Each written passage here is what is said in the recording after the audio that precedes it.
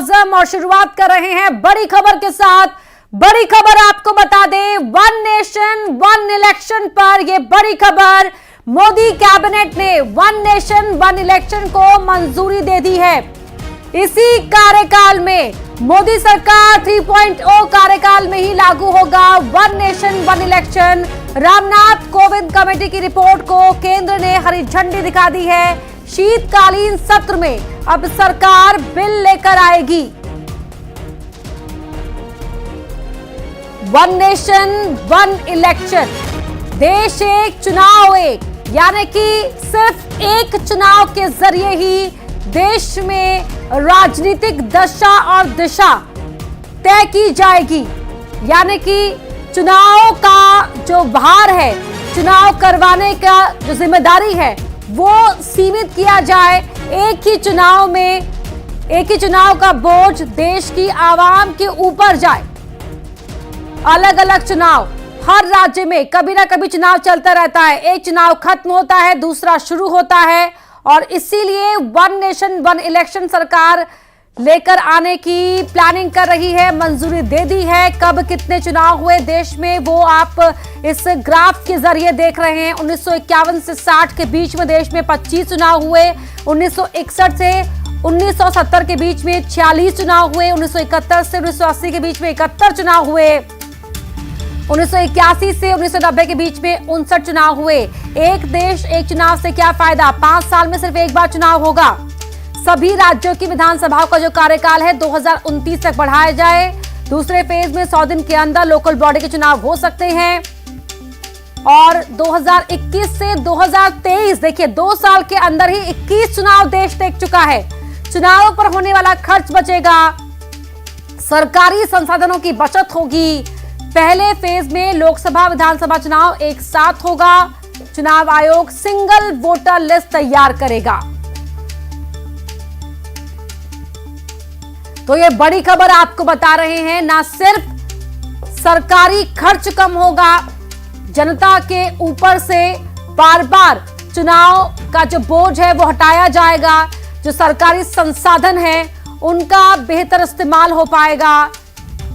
कभी इस राज्य में विधानसभा चुनाव, कभी देश का लोकसभा चुनाव, उसके बाद फिर अलग अलग राज्यों में विधानसभा चुनाव। तो ये तमाम चुनावों में जो मशीनरी उलझी रहती है और उसका भार कम करने के लिए वन नेशन वन इलेक्शन का सुझाव दिया गया था।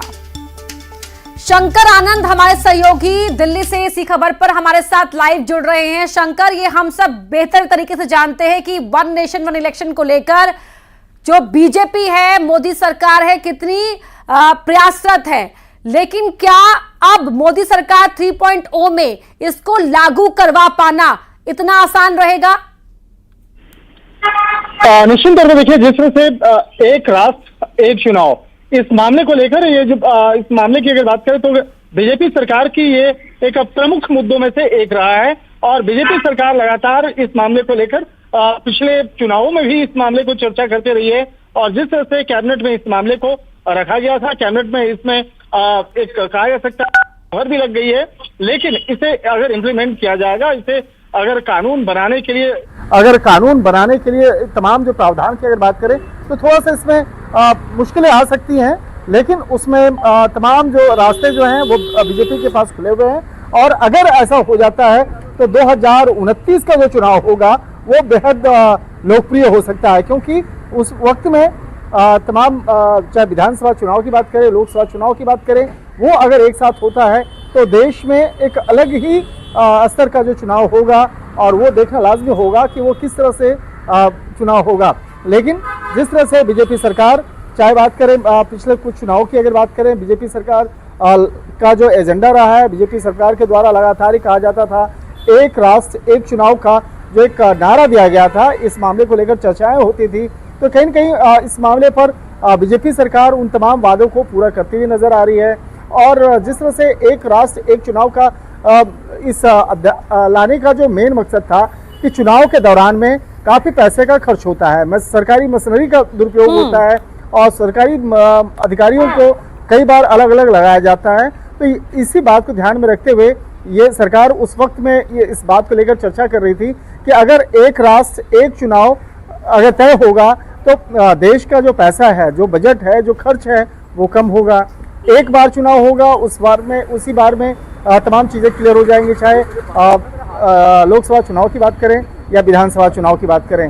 तो ये तमाम जो मसले हैं उसको बहुत आसानी से सॉल्व किया जा सकता है। तो एक तरह से कह सकते हैं कि बीजेपी सरकार के द्वारा जिस तरह से चुनाव के पहले भी जो नारे दिए गए थे तो उसको अब सिद्ध होता हुआ नजर आ रहा है।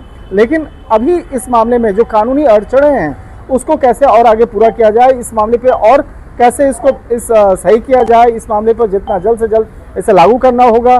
तो संसद के जो शीतकालीन सत्र है जी, तो केंद्रीय मंत्री अश्विनी वैष्णव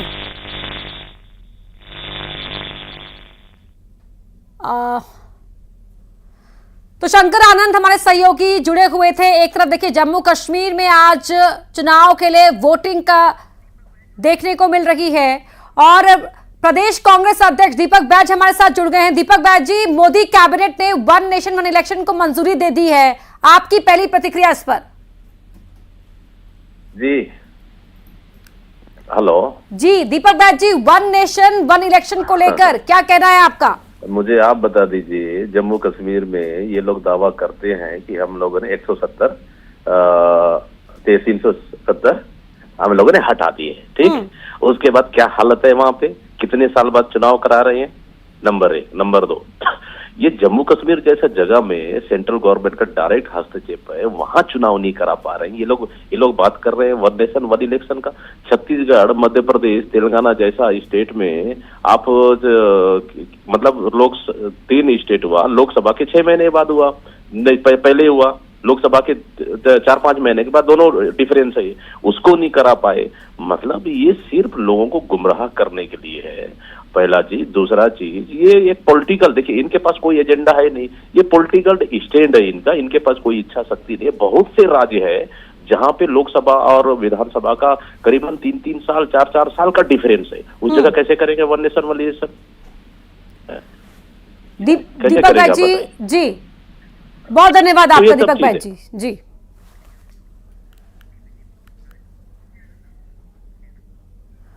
वहीं इंदौर की बात करते हैं।